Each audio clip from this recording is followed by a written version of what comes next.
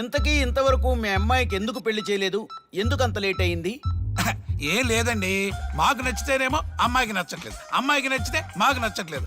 అంచేత అమ్మాయి మెచ్చి మాకు నచ్చే సంబంధం దొరికే వరకు చూస్తూనే ఉంటాం. అందుకే లేటు. మరి మీ సార్కి ఎందుకు అవ్వలేదు? మా సారు ఎదుటివారి సంక్షేమాన్ని చూడడం తప్ప ఆయన క్షేమాన్ని ఎప్పుడూ చూసుకోలేదు. అందుకే లేట్ అయింది. ఏమంటారు? బాగా చెప్పారు సార్. ఇంతకీ మీ అమ్మాయికి నచ్చేవాడు ఎలా ఉండాలో? లుక్ లో మహేష్ బాబు, ఫిజిక్ లో ప్రభాస్ బాబు, ఎనర్జీలో ఎన్టీఆర్ బాబు, పవర్ లో పవన్ కళ్యాణ్ బాబులా ఉండాలి. ఇంతమంది బాబులు కావాలా మీ అమ్మాయికి? ఒక్క బాబు చాళ్ళా అండి? చాలడు. సల్మాన్ ఖాను, అమీర్ ఖాను, సైఫ్ అలీ ఖాను వీళ్ళు వద్దా అండి? కావాలండి బోర్ కొట్టినప్పుడు. ఇంతకీ మీ అమ్మాయికి రియల్ స్టార్లు తప్ప రియల్ స్టార్లు నచ్చరా? నచ్చరు. మా సారు రియల్ స్టార్ అండి. మీ సార్ ఏ స్టార్ అయినా కానివయ్యా, మాతో మాత్రం సూపర్ స్టార్ రజనీకాంత్ రేంజ్ లో ఉండాలి. ఆ? చూసారా సార్, మిమ్మల్ని స్టార్ అంటున్నాడు. మీకన్నా పెద్ద స్టార్ ఎవరుంటారు సార్? దయచేసి ఈ సంబంధం వద్దనకండి సార్, ప్లీజ్. ఒరే నేను ఎప్పుడు వద్దన్నాను రా? 30 సంవత్సరాల నుంచి ఓకే అంటూనే ఉన్నానుగా. బ్యాటర్ ఎప్పుడు మోగటలేదు కానీ. మీరు ఎక్కడ కాదంటారో అని నేను టెన్షన్ No పడిపోతున్నాను. tension. మీకు ఓకే కదా? నాకు ఓకే. చూడండి సార్, మా సార్కి మీ అమ్మాయి ఓకే. ఈ రోజే శోభనం, రేపే పెళ్లి, ఎల్లుండి ముహూర్తం. ఏమంటారు? కాదంట. ఏంటి, మా సార్ మీకు నచ్చలేదా? ఏంటి, మా సార్కి ఏం తక్కువ? కలరా, హైటా, రేంజా? ఏజ్ చాలా ఎక్కువ. ఏ మీ అమ్మాయి ఏమైనా 16 ఏళ్ల బాలాకుమార్ అనుకుంటున్నారా? మీరేమనుకున్నా పర్లేదు. ఆ చైనా ముక్కు, నేపాల్ కళ్ళు, జపాన్ కలరు మాకు అస్సలు నచ్చలేదు.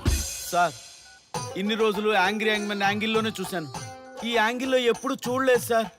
ఈ పెళ్లి కాకపోతే మీ బతుకు పోలీసు కుక్కలు చింపిన ఇస్తరు అవుతుందేమో సార్.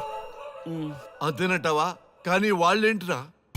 అంతే సార్, వాళ్ళ మాటలు పట్టించుకోకండి సార్. మీ స్టైల్లో మీ పెళ్లిని మీరు చేసుకుంటే తప్ప ఈ పెళ్లి సెట్ అవ్వదు.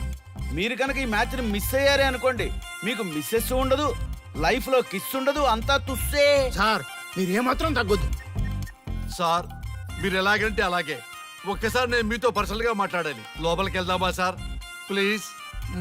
నువ్వు ఇక్కడే నచ్చలేదు, లోపలికి వెళ్ళినా నచ్చవు. నువ్వు దానికి ఫిక్స్ అయిపో. మీరు చెప్పింది కరెక్టే సార్, కానీ నా ప్రయత్నం నేను చేసుకోవాలిగా. ఒక్కసారి లోపలికి రండి సార్, ప్లీజ్. సరే పదా, రండి సార్. నీ ముచ్చట ఎందుకు కాదనాలి? వస్తున్నా పదా, రండి.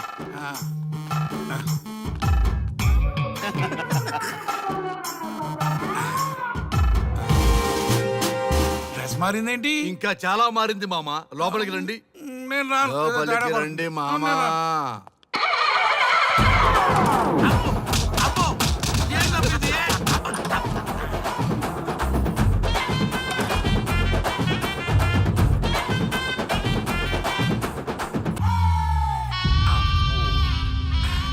ఏమే, అల్లుడు గారి గదిలో నన్ను బాగా కన్విన్స్ చేశారమ్మా.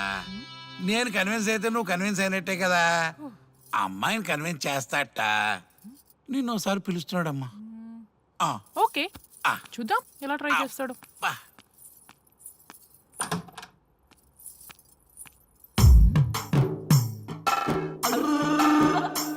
ఏంటి డ్రెస్ మారింది? ఏదో కన్విన్స్ చేస్తారన్నారట కదా.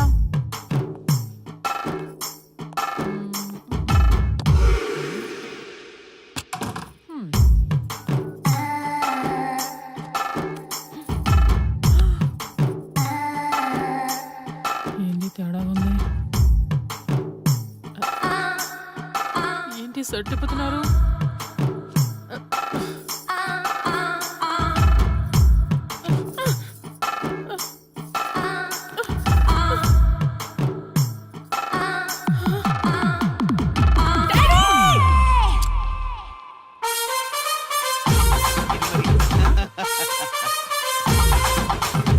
ఇవే చూడు.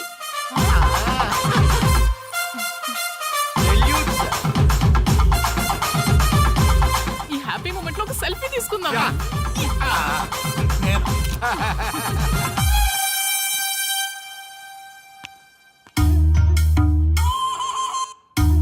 ఏమైందన్నా?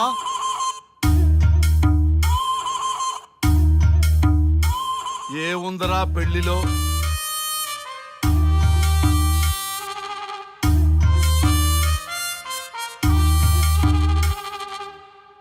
మగవాళ్లే ఎక్కువ సన్యాసం తీసుకుంటారంటే ఇప్పుడు అర్థమైపోయిందిరా. ఎందుకురా ఇంకొకళ్ళ జీవితం నాశనం చేస్తారు? అన్నా నువ్వు ఐపీఎస్ కదన్నా. ఒరేయ్, పెళ్లికి ముందు అందరూ ఐపీఎస్ లేరా, పెళ్ళైన తర్వాతే ఐస్ పీసులు.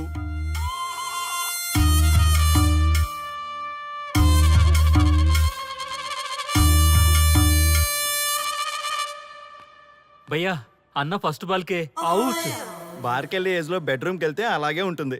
ఆ బాధ ఏదో మనమే పడదాం పదండ్రా.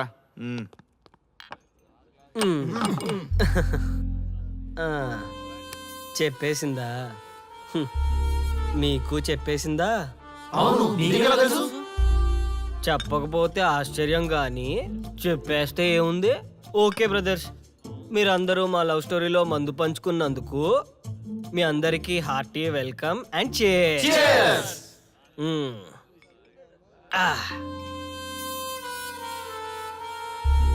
ఏంటి నన్ను కన్ఫ్యూజ్ చేద్దామని వచ్చారా? అంత సీన్ లేదన్నా, మేమే ఫుల్ కన్ఫ్యూజన్ లో ఉన్నాం. మేమందరం కన్విన్స్ అయ్యి మిమ్మల్ని కలుపుదామని వచ్చాం. చూడు బ్రదర్, అద్దం పగిలినా అతుక్కుంటదేమో గాని మా మనసులో అతుక్కోవు. అరే అతుక్కోవడమేందన్నా, మాకు సమజైతేలే, మీరిద్దరు కలుగుర్రి మస్తుంటది.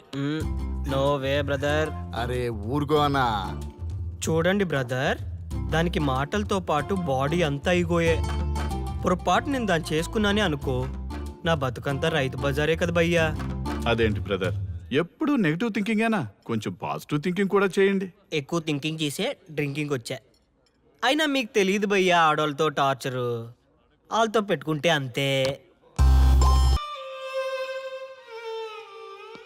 నా పేరెంట్స్ నా చిన్నప్పటి లవ్ స్టోరీ మర్చిపోయేలాగా నన్ను హిప్నోటైజ్ చేయించారు. అది నా తప్ప? ఎంతసేపు తన వైపే ఆలోచిస్తారు కానీ తనే కరెక్టు, మీరే కరెక్టు, నేను ఒక్కనే రాంగా? అదేంటారి అలా అంటావు? నీకోసమేగా మేమంతా వచ్చాం. వచ్చింది నా కోసమే, కానీ శ్రీముఖి గొప్పదని చెప్పడానికేగా. చూడార్య, మేమంతా మీ ఇద్దరిని కలపాలని, మీరు హ్యాపీగా ఉండాలని పగలనక రాత్రనక కష్టపడుతున్నాం. ఇలా చేయడం తప్ప? తప్పే. మొత్తం మీరే చేశారు. ఇప్పుడు వరకు మీరు చేసింది చాలు, నేను కోల్పోయింది చాలు. ఏం కోల్పోయావు ఆర్య? నన్ను ఇలా చూశాక కూడా మీకు ఇంకా అర్థం కాలేదా? మీరంతా తను గొప్ప, తను అలా ఇలా అని పొగుడుతున్నారే కానీ నేనేంటి, నేను ఎందుకు ఇలా అయ్యానని ఎవరైనా ఆలోచించారా? చిన్నప్పుడు అదే త్యాగం చేసింది, పెద్దయినప్పుడు అదే త్యాగం చేసింది. నా లైఫ్లో అంతా తనే చేసింది. మగాడిగా పుట్టేనే అనే ఫీలింగ్ తప్ప ఎప్పుడూ తను వెనకే ఉండిపోయాను. అవునన్నా, వాళ్ళకి మనం ఎంత చేసినా ఇంతేనా అంటారు. అదే వాళ్ళు మనకి ఇంత చేసినా మనం ఎంతో సంతోషంగా ఫీల్ అవుతాం కదా. వాళ్ళంతటా వాళ్ళు మన మనసులోకి వచ్చి మనల్ని మోసం చేసి వెళ్ళిపోతారు. మనం వెళ్తే మాత్రం పట్టించుకోరు. అంతెందుకు, మిమ్మల్ని డిస్టర్బ్ చేయకపోతే మీరు తన కోసం వెళ్తారా? అవునన్నా, ఎందుకు వెళ్తాం? చా ఊరుకో, ఫిగర్ కనబడితే వెంటబడి వేధించేది మనం. చూడు బ్రో, కాంప్రమైజ్ కాకపోతే చివరికి వైఫే కాదు లైఫే ఉండదు. నాకు నా మందుంటే చాలు. అంతేనా? అంతే. అంతేనా? అంతేరా. అంతేనా? అంతే అంతే అంతే.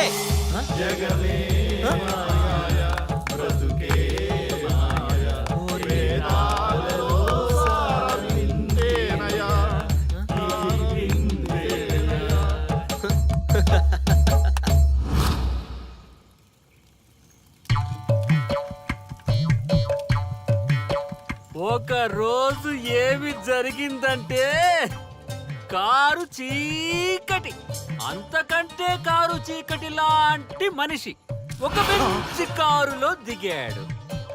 అతని ముఖంలో ఆనందం మిట్ట మధ్యాహ్నం కూడా వెతికినా దొరకదు. సడన్ గా ఒక వెలుగు వెలిగింది. ఆ వెలుగు పేరే శ్రీముఖి. బైకు పైన ఆర్య, శ్రీముఖి వెళ్తున్నారు. పొదల దగ్గర ఆగారు.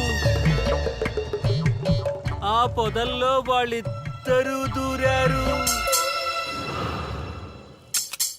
చింత చచ్చినా స్వామికి పులుపు జావలేదు. పొంగేం కాదు, మన డార్లింగ్లిద్దరూ పొదల్లోకి దూరారా. నన్ను నమ్మండ్రా, దొంగ సామి నా కొడకల్లారా. రేయ్, ఎవడైనా ఒకటి వెళ్ళి చూడండి రా. ఈడేడుపు తట్టుకోలేకపోతున్నాం. వెళ్ళండి. నేను వెళ్తా వాడు వచ్చేలో